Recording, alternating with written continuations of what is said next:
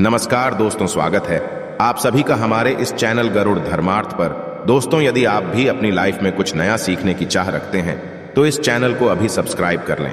दोस्तों, जय माता दी, आपका हार्दिक स्वागत है। माता रानी की कृपा सदैव आपके और आपके परिवार पर बनी रहे। कमेंट बॉक्स में लिखे जय माता दी। हमारे प्रिय दोस्तों, रक्षाबंधन की हार्दिक शुभकामनाएं। दोस्तों, रक्षाबंधन का त्योहार हर वर्ष श्रावण महीने की पूर्णिमा तिथि को मनाया जाता है। शास्त्रों में ऐसा वर्णन है कि रक्षाबंधन त्योहार भद्रा काल में भूल कर भी नहीं मनाना चाहिए। भद्रा काल में रक्षा सूत्र यानी कि राखी बांधना बेहद ही अशुभ माना जाता है। शास्त्रों में कहा गया है कि भद्रा का त्याग करके ही रक्षाबंधन का त्योहार मनाना चाहिए। इसके साथ ही पूर्णिमा तिथि भी 2 दिन पड़ रही है, जिसके कारण रक्षाबंधन का त्योहार किस दिन मनाया जाए, इस पर बहुत ज्यादा ही उलझन की स्थिति है। दोस्तों, इस बार लोगों का मानना है कि रक्षाबंधन 30 अगस्त को मनाना चाहिए और वही कुछ लोगों का मानना है कि 31 अगस्त को रक्षाबंधन का त्योहार मनाना शुभ रहेगा। तो ऐसे में आज हम आपको इस वीडियो में बताएंगे कि रक्षाबंधन का त्योहार किस दिन मनाया जाएगा और इसकी सही तारीख क्या है, 30 अगस्त या फिर 31 अगस्त। साथ ही आज हम आपको भद्रा काल का भी समय बताएंगे, क्योंकि इस बार रक्षाबंधन पर भद्रा काल का साया होगा। इसीलिए राखी बांधने का शुभ मुहूर्त आपके लिए जानना अति आवश्यक है। दोस्तों, वीडियो को अंत तक जरूर देखें और आगे बढ़ने से पहले हमारे चैनल को सब्सक्राइब करके बेल आइकॉन जरूर दबाइएगा। तो आइए शुरू करते हैं। दोस्तों, रक्षाबंधन का त्योहार भाई बहन के अटूट प्यार का प्रतीक है। इस दिन बहन अपने भाई की कलाई में रक्षा सूत्र यानी कि राखी बांधती है और उसकी लंबी उम्र की और स्वास्थ्य की कामना करती है, और भाई भी सदा अपनी बहन रक्षा करने का वचन देते हैं। दोस्तों, आपको बता दें कि शास्त्रों में भद्रा काल में राखी का त्योहार मनाना अशुभ बताया गया है। इसीलिए भूलकर भी भद्रा काल में आप अपने भाई को राखी कभी ना बांधें। इसके पीछे एक पौराणिक कथा भी है। ऐसा कहा जाता है कि लंकापति रावण ने अपनी बहन से भद्रा काल में ही राखी बंधवाई थी और 1 वर्ष के अंदर ही उनका विनाश होता। इसके अलावा भद्रा, जो कि शनि देव की बहन है, और उन्हें ब्रह्मा जी ने श्राप दिया है कि जो भी भद्रा के समय शुभ या फिर मांगलिक कार्य करेगा उसका परिणाम सदर ही अशुभ होगा। इसीलिए आप गलती से भी भद्रा के समय रक्षाबंधन का त्योहार ना मनाएं। दोस्तों, रक्षाबंधन के दिन बहनें अपने भाई की कलाइयों पर राखी बांधती है और उनकी लंबी उम्र की कामना करते हैं। इसीलिए इस दिन भाई बहन दोनों को स्नान आदि करके और हो सके तो नए वस्त्र पहने, लेकिन याद रहे शुभ अवसर पर काले कपड़े ना पहने। वस्त्र पहनने के पश्चात मिलकर भगवान की पूजा करनी चाहिए। पूजा से पहले आप पूजा की थाली अवश्य लगा लें और उसमें रोली, चंदन, अक्षत, राखी, मिठाई आदि अवश्य रख लें और एक शुद्ध घी का दीपक भी जरूर रख लें, जिससे आप अपने भाई की आरती करेंगी। दोस्तों, अब आप इस पूजा की थाली को सबसे पहले भगवान के पास रखें।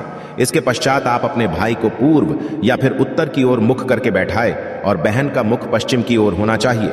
रक्षाबंधन पर सबसे पहले घर के मंदिर में पूजा पाठ हो जाने के पश्चात भगवान गणेश को राखी अवश्य बांधे और फिर अंत में भाई की कलाई के लिए थाली सजाए।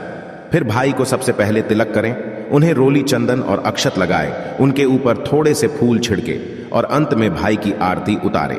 अब आप अपने भाई की दाईं हाथ की कलाई में राखी बांधे और इसके पश्चात भाई का मुंह मीठा कराकर भाई के लिए मंगल कामना करें। दोस्तों, राखी बांधने के पश्चात भाई भी अपनी बहनों को रक्षा का वचन दे और बहनों को उपहार वगैरह अवश्य भेंट करें। दोस्तों, चलिए अब जानते हैं साल 2023 में रक्षाबंधन का त्योहार कब मनाया जाएगा। दोस्तों, पूर्णिमा तिथि की शुरुआत 30 अगस्त 2023 की सुबह 10:58 पर हो रही है और पूर्णिमा तिथि की समाप्ति 31 अगस्त 2023 की सुबह 7:46 पर होगी। हालांकि पूर्णिमा तिथि उदय तिथि में 31 अगस्त को पड़ेगी, लेकिन 30 अगस्त को पूरे दिन पूर्णिमा तिथि रहेगी। इसलिए 30 अगस्त 2023 के दिन बुधवार को रक्षाबंधन का त्योहार मनाना बेहद ही शुभ रहेगा, क्योंकि यह दिन गणेश को समर्पित है। भगवान गणेश को रक्षाबंधन और भाई दूज दोनों पर्वों में इन्हें पूजा जाता है।